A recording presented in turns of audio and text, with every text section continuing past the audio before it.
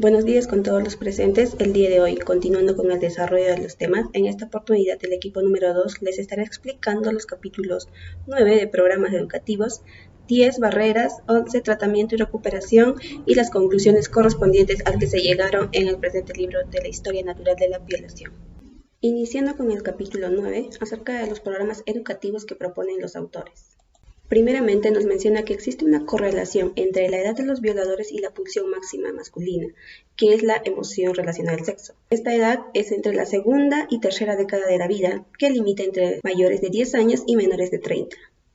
Nos hace mención que los programas educativos para prevenir la violación debería estar concentrado en estas edades e incluso menores, con temas relacionados a la educación de su sexualidad. Por otro lado, también tenemos el modelo de las ciencias sociales, quien menciona que para prevenir la violación debería de incluirse a los hombres cuando son pequeños. Un ejemplo nos brinda Parrott.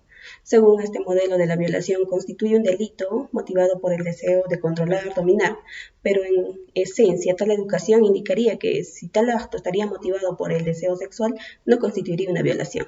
El programa que mencionaré a continuación está apoyado en la teoría evolutiva, primero que va dirigido a varones, donde indica que el programa debería dirigirse como el de incrementar la capacidad de restringir en los varones su comportamiento sexual, asimismo que logre reconocer el poder de sus impulsos sexuales y su evolución.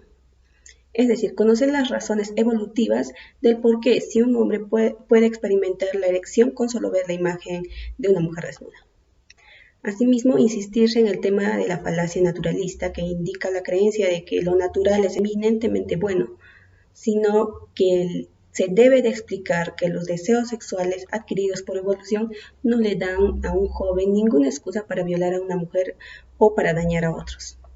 El programa debe poner en relieve que si uno comprende sus deseos adquiridos por evolución y sabe resistirse con firmeza a ellos, entonces el joven será capaz de prevenir su manifestación en conductas sexuales coercitivas, es decir, buscar satisfacer sus deseos sexuales mediante la fuerza.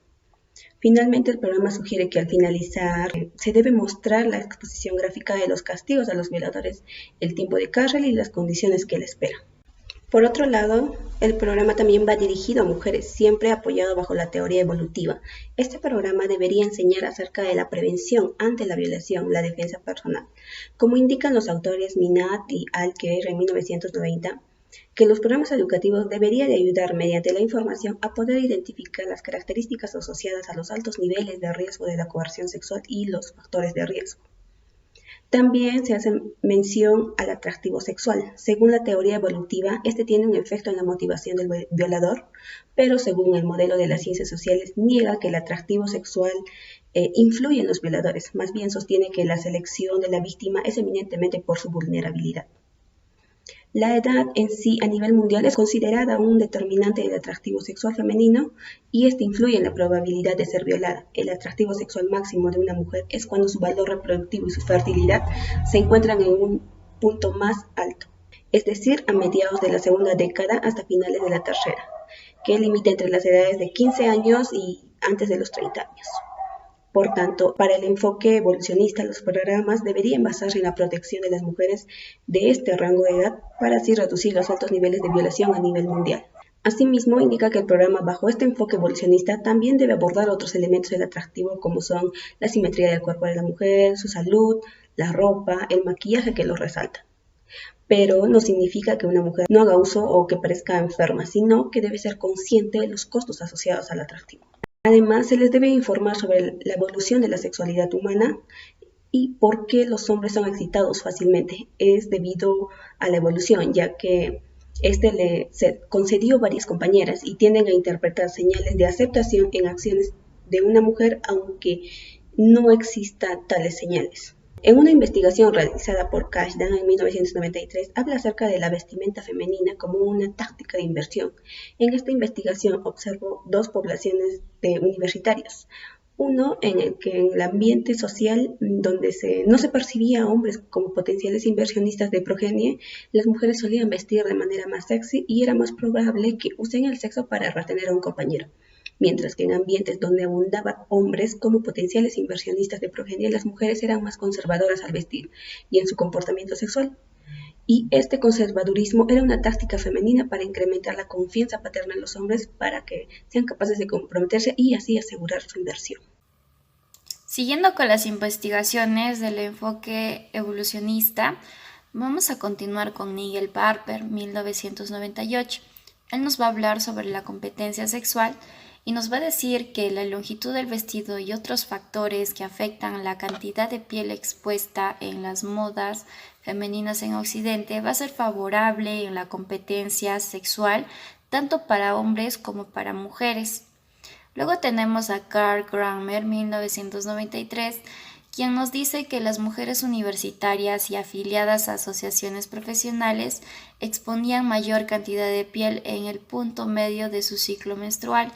Ello quiere decir que no va a ser arbitrario o de voluntad propia de la mujer vestirse con vestidos cortos o largos, sino que va a tener influencia en un aspecto natural como lo es el ciclo menstrual. Luego tenemos a Sterling 1995, quien nos va a decir que en la mayoría de los casos la conducta de la mujer tiene poco o nada que ver con la violación, lo cual va a ser cuestionado porque cuando el hombre busca una cita o busca citar a una mujer, va a ver la conducta y la oportunidad de poder invitar a la mujer. Luego también nos dice que la mujer no necesita considerar el modo en que su atuendo y comportamiento pueden influir en la probabilidad de ser violadas, lo cual también va a ser cuestionable porque invitaría a tal vez a conformarse en no es necesario y las mujeres podrían no investigar o ser conscientes de estos temas. Luego tenemos a Murphy en 1992.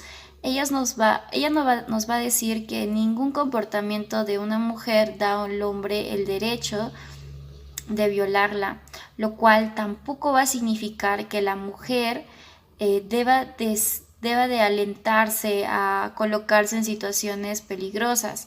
Entonces Murphy aboga por el derecho de la mujer a no ser violada y también a que esté informada de los factores y situaciones de riesgo. Luego tenemos un programa que se desarrolló en la Universidad de Cambridge, donde dentro de una revista había un apartado de mitos y realidades. Dos claros ejemplos de estos mitos y realidades los voy a pasar a leer a continuación. El primer mito es: el ataque sexual es causado por impulsos sexuales incontrolables. La realidad es que el ataque sexual es un acto de violencia física y emocional no de gratificación sexual. Los violadores atacan para dominar, humillar, controlar, degradar, aterrorizar y ejercer violencia. Los estudios demuestran que poder e ira son los principales factores motivadores. Otro mito y realidad es que sería mito que las mujeres provocan el ataque sexual y el atractivo sexual es de gran importancia en la selección de víctimas. La realidad va a ser que las víctimas de ataques sexuales varían en edad desde lactantes hasta ancianas, aspecto y atractivo que no son relevantes. Un violador ataca a quien quiera que sea accesible y vulnerable. Bueno, si bien es cierto, es un programa que alienta a la investigación de estos temas, sin embargo, obvia que las mujeres se den cuenta la frecuencia de las investigaciones y que las mujeres deben de saber que existen ciertas conductas que los violadores van a considerar para cometer su acto. Entonces, una actitud informada acerca de los factores de riesgo de violación podría promoverse en las universidades sin desmerecer las frecuencias y la tendencia que el violador frecuenta. Continuaremos con el punto de las barreras. Estas son propuestas por el antropólogo Robert Levine en 1977. Utiliza el término de barrera estructural para poder describir una situación física o social en el ambiente contemporáneo del individuo, nos referimos al masculino, que le impida alcanzar el objetivo sexual que busca. En sí, esta definición sugiere que las personas en general deberían ser más educadas para no crear situaciones en las que las mujeres corran el riesgo o estén expuestas a ser violadas. También con el objetivo de poder incrementar el esfuerzo para la prevención de este riesgo que estaría asociada sobre todo a la violación. La segunda idea sobre la barrera física nos propone un ejemplo donde menciona la reclusión de las mujeres aún practicada en algunas culturas.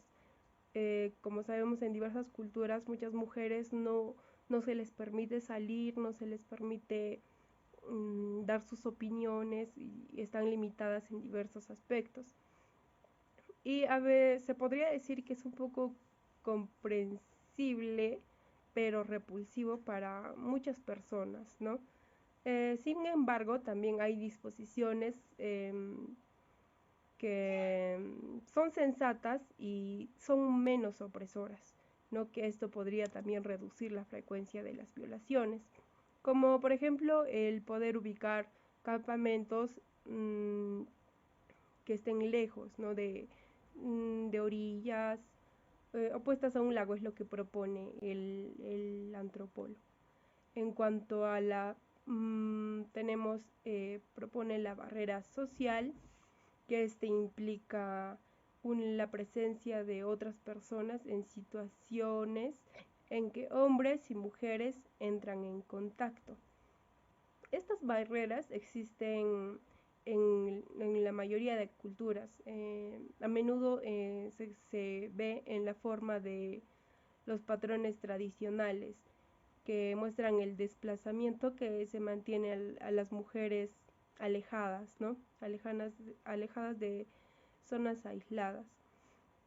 También se tiene otras barreras sociales que también incluyen patrones de desplazamiento que en sí mantienen a los hombres y mujeres separados entre diferentes determinadas circunstancias. Por ejemplo, en las duchas hay separación por género, varón o mujer, en los baños, los dormitorios y bueno.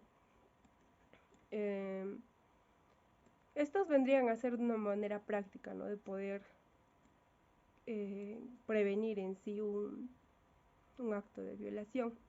También nos comenta el autor que también hay una apreciación importante sobre estas barreras estructurales que nos mencionan, ¿no? Que muchas veces hay preocupaciones en los diversos países occidentales, modernos en su mayoría, donde se practican citas supervisadas, ¿no? Vemos que las citas que se dan suelen darse en lugares aislados, alejados, como autos, casas, y suelen buscar no mucha compañía, ¿no? A menudo suelen estos ser acompañados por consumo de alcohol, sustancias tóxicas, y esto coloca a las mujeres en una situación, ¿no? de propensas a la violación. Es por ello que también se ve la importancia de estas barreras que nos menciona, aunque también nos dice que al poder implementarse estas barreras, según un programa educativo que mencionaron, era poder implementar en las mujeres la defensa personal, ¿no? Pero esto también era un acto que también en cierta proporción no podría beneficiar a la mujer, dado a que el saber la defensa personal, esta puede ser más violenta, ¿no? Y al momento de tal vez presenciar un acto de violación hay resistencia, y como sabemos los hombres saben tener más fuerza, entonces hay mayor lesión física hacia la mujer, y a veces se llega al punto de la muerte. Entonces esto también como que no era tan positivo que digamos, ¿no? También había una parte negativa. Es por ello también que era importante las barreras estructurales que nos mencionan, sociales, donde nos dice que haya o no haya barrera, pues existen diversas medidas que se pueden utilizar de acuerdo a las razones del individuo, que en sí lo plantean los sexólogos Elizabeth y Albert Alger en 1991. Tratamiento y recuperación. La perspectiva evolutiva es muy promisoria para poder mejorar el tratamiento del dolor psicológico de las víctimas de violación y de sus allegados. Sin embargo, pues muchos de los centros de atención y rehabilitación ante esta problemática se basan en el enunciado ideológico de que las fuerzas más que la sexualidad es la característica avasalladora de la violación. La teoría evolutiva, además de sustituir esta idea, se basa en el conocimiento científico de las causas próximas de la violación. De esa manera aporta de forma fidedigna, ¿no?, a la perspectiva de sufrimiento humano y por lo tanto a su alivio. La biología evolucionista no puede dar orientaciones morales, sin embargo está sujeto a ello y lo estudia, porque los valores morales tienen implícita la reducción del sufrimiento humano. Entonces, esta teoría aporta en la definición de categorías del sufrimiento humano y sirve como guía en los estudios de las señales que activan este sufrimiento. Entonces, no al existir esta comprensión, entonces hay una respuesta, hay una acción. El sufrimiento causado por la violación afecta tanto a las personas más cercanas de la víctima, porque existe una vinculación emocional. Por ello, en un programa con bases evolucionistas de orientación y tratamiento por violación, ¿no?, para las víctimas y los familiares, los orientadores deberán de comprender las causas próximas del dolor psicológico y dirigir a la víctima allegados para comprender las fuentes de ese dolor. ¿Por qué los violadores son hombres y las víctimas suelen ser mujeres? De hecho, esta pregunta puede ser contestada en cada uno de los niveles complementarios de causalidad en la biología. Pero tanto hombres como mujeres, ya sean adultos o jóvenes, enfrentaron muchos obstáculos específicos de género para el éxito reproductivo a lo largo de la historia evolutiva del ser humano. En el ser humano, la inversión parental de los dos sexos es a veces casi igual. Sin embargo, la mínima del hombre para la procreación es trivial. En unos cuantos minutos de apareamiento y la pequeña cantidad de energía necesaria para eyacular en el conducto reproductivo de la mujer. En tanto, las mujeres deben invertir tiempo y energía en el periodo de gestación, lactancia y parto. En las mujeres, la selección favorece a una cuidadosa selección parental bajo las circunstancias más propicias para la producción de una descendencia viable. Las adaptaciones femeninas para la selección de pareja se dividen en dos categorías. Una, que es la preferencia por hombres con estatus y recursos, debido a que estos proporcionan beneficios materiales a las mujeres y sus hijos. Y otra, que son las preferencias por hombres con marcadores físicos de beneficios genéticos, debido a que tales varones incrementan las probabilidades de supervivencia de los hijos de una mujer. En el ser humano, la violación se origina de mecanismos masculinos surgidos por evolución para obtener un alto número de compañeras en un ambiente en el que son las mujeres quienes eligen pareja. Si los hombres buscaran aparearse solo dentro de las relaciones comprometidas o las mujeres no discriminaran entre compañeros potenciales, no habría violación. Las dos hipótesis evolucionistas principales para la existencia de la conducta de la violación al ser humano son: uno, que la violación es un efecto incidental de la adaptación masculina para perseguir el apareamiento ocasional con múltiples compañeras, y otra, que la violación constituye una adaptación en sí y por sí misma. ¿Por qué la violación es una experiencia tan horrenda para las víctimas? La elección de pareja fue un medio fundamental para el éxito reproductivo de las mujeres durante la historia evolutiva del ser humano. Es por ello que el que los violadores frustren este proceso ha tenido consecuencias negativas para el éxito reproductivo femenino durante toda la historia de la especie. El dolor psicológico que las víctimas experimentan parece ser una defensa surgida evolutivamente contra la violación. También parece que las mujeres tienen adaptaciones psicológicas, además del dolor mental, para protegerse de la violación, así como evitar contextos con elevado riesgo de violación cuando se encuentran en el punto máximo de fertilidad en el ciclo menstrual. Las mujeres que sacaron de la competencia reproductiva a otras y por tanto se convirtieron en nuestros ancestros eran individuos a quienes perturbaba profundamente. Bien, vamos a continuar con la siguiente pregunta, la cual nos dice: ¿por qué el trauma mental de la violación varía con la edad y el estado civil de la víctima? De acuerdo con la teoría biológica evolutiva, nos dice que las consecuencias negativas en la reproducción que enfrentan las mujeres violadas dependían de la edad y si existía un vínculo de pareja, y que solo las mujeres en edad reproductiva podían quedar embarazadas. Ellas y las que tienen pareja que intervienen y experimentan las consecuencias más negativas, ya que perdían parte o la totalidad de la inversión de su compañero, es decir, de su cónyuge o su pareja real, ¿no? Por tanto, las mujeres en edad reproductiva y casa y que están en matrimonio exhiben más dolor psicológico mental que el resto de mujeres, que conlleva a costos en la reproducción de la persona y la distracción de los sucesos importantes de la vida, ya que están marcadas por estos hechos trágicos que han sucedido, como es la violación, ¿no? Y la misma violencia durante todo ese proceso. La siguiente pregunta nos dice, o el siguiente cuestionamiento que se plantea es: ¿por qué el trauma de la violación varía con el tipo de acto sexual? Debido a la frustración de la elección femenina del compañero deseado en la inseminación, el embarazo producido por una violación limita la inversión parental.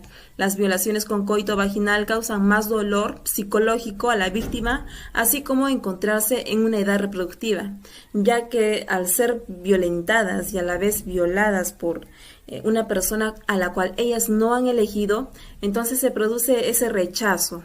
Además también de ese deseo de poder contraer matrimonio y poder tener un hijo, se ve destrozado al tener este tipo de accidentes, este tipo de situaciones.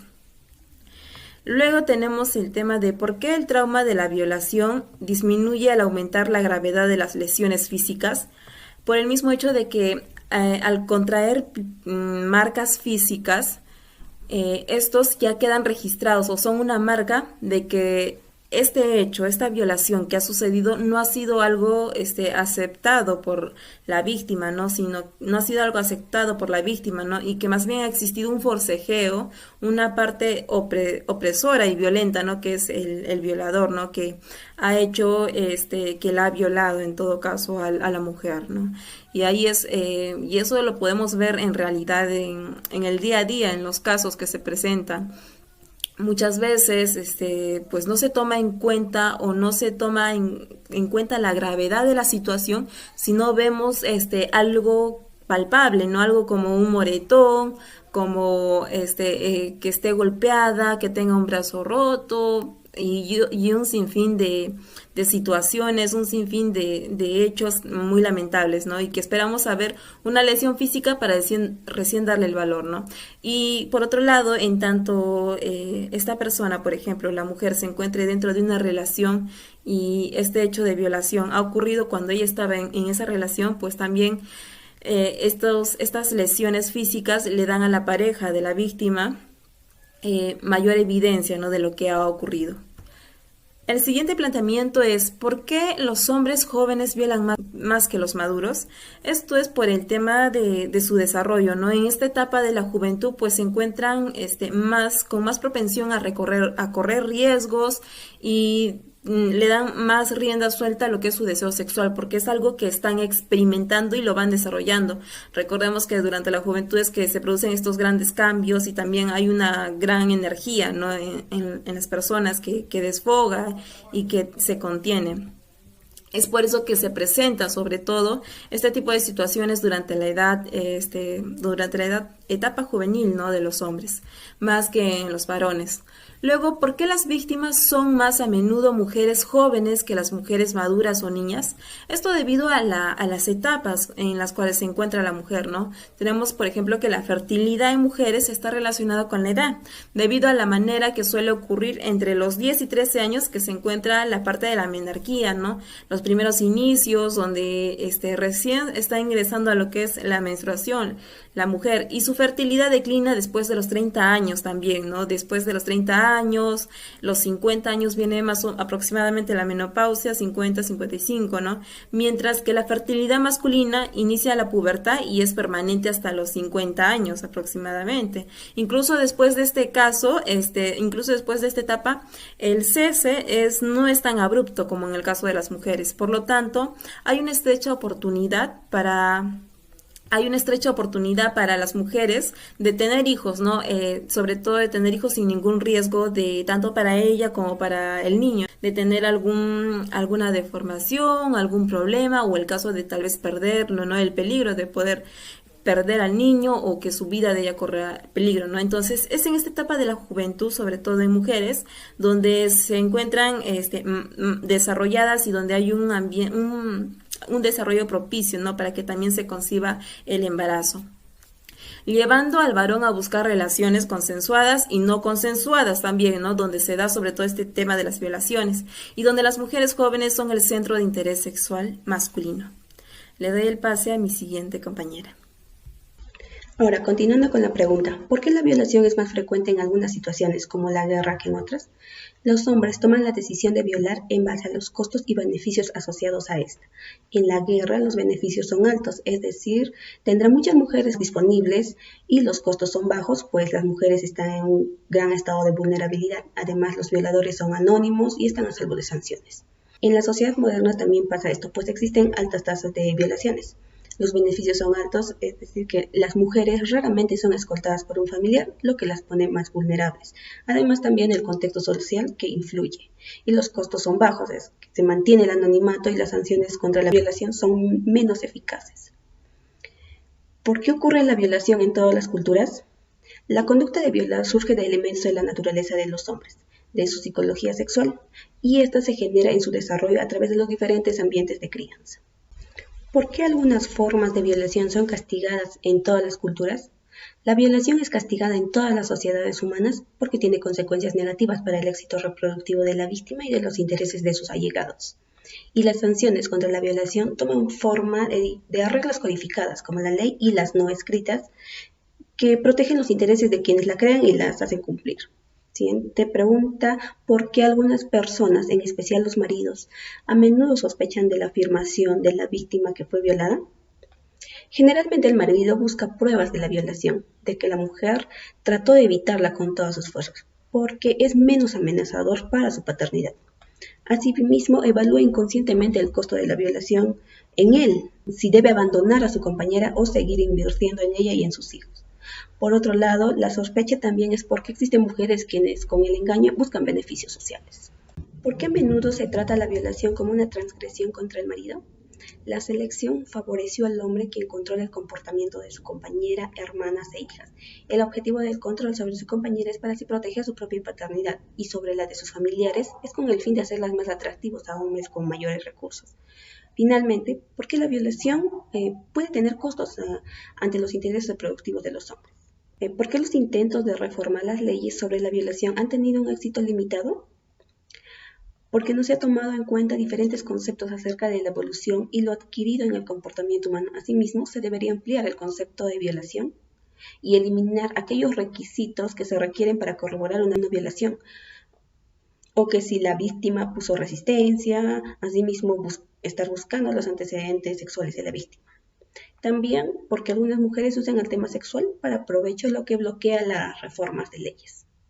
Bueno, continuando con la exposición, Vamos a hablar sobre los siguientes puntos. ¿Por qué se da la violación? Las especies animales presentan las mismas diferencias de género que los seres humanos. Con respecto a los machos, se muestran más ávidos por aparearse, son menos selectivos en cuanto a sus parejas y buscan variedad sexual sin compromiso. Las hembras, por otro lado, son muy selectivas. Aunque los machos de la mayoría de las especies tienen adaptaciones sexuales psicológicas, la violación no es universal entre animales, aunque sí es muy común. Vamos a ver factores ecológicos en los cuales nos menciona que las hembras están distribuidas de modo que las hace más vulnerables o no.